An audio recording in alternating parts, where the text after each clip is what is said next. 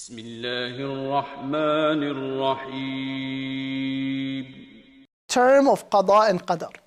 There's a hadith they mention, a hadith of the Prophet ﷺ, they mention two words, Qadā and Qadar. Even in the Quran, the word Qadā is mentioned, فَقَضَاهُنَّ سَبْعَ سَمَاوَاتٍ. And so, what is the difference between Qadā and Qadar?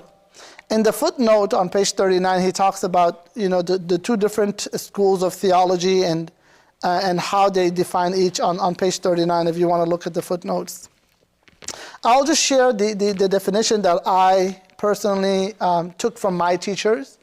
And it's in line with some of the definitions that he shares in the footnote. But if you just want to kind of see like different definitions of scholars, you can look at it.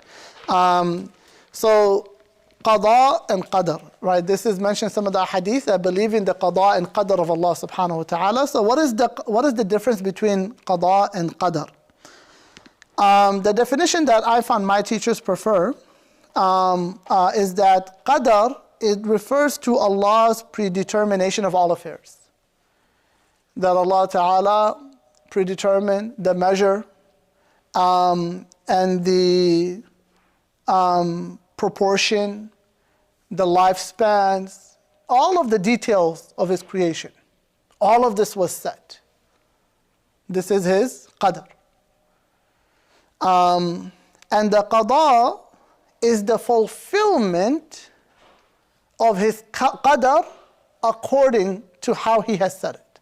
So Qadā is the fulfillment, the execution of the Qadar. Does that make sense? So Allah had already did قَدَّرَ كُلَّ شَيْءٍ. He already predetermined all affairs. Preordained all affairs. But now the fulfillment of all those affairs happens over time. Right? Unless, I don't want to get theoretical, but if somebody wants to talk about like, has time already been created and, does the future past and, does the future has it already been created? It's a whole theoretical physics. We're not going to get into that, right? That's some movie stuff, and if you want to get into theoretical physics, you can. But, the kind of the concrete, and this is, subhanAllah, if you study like creed in depth, they speak actually about these things, theoretical physics and all these things. And that's why like our scholars of Islam, they dabbled into everything. Not dabbled, they studied every science because it connects all with Islam in one way or another. Medicine connects with the human body, and the human body is the eye of Allah. And so like the Quran Islam was kind of a gateway to study everything, mathematics and patterns and everything. It's all, this deen is like, it's a gateway to every science and knowledge and wisdom, right? But anyways, just to come back, so Qadar is the preordination of all affairs. That Allah Ta'ala has set how everything will occur, what are the details of His creation, their proportions, their measures, everything, their attributes, their qualities. And then Qadā is the distribution or the execution of that Qadar, of that predetermination over the course of the creation's existence. And it's being executed throughout. And so we'll talk about that dua and Qadar.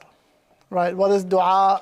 Because it's the hadith. The Prophet ﷺ, he said, nothing rejects or changes Qadar except dua. And it's not to mean only exclusively dua, right? But it's to say that dua can change Qadar. So what does that mean? Dua is also part of Qadar, right? And so we might get to that, I'm not sure, but so with that, dua is also part of Qadar.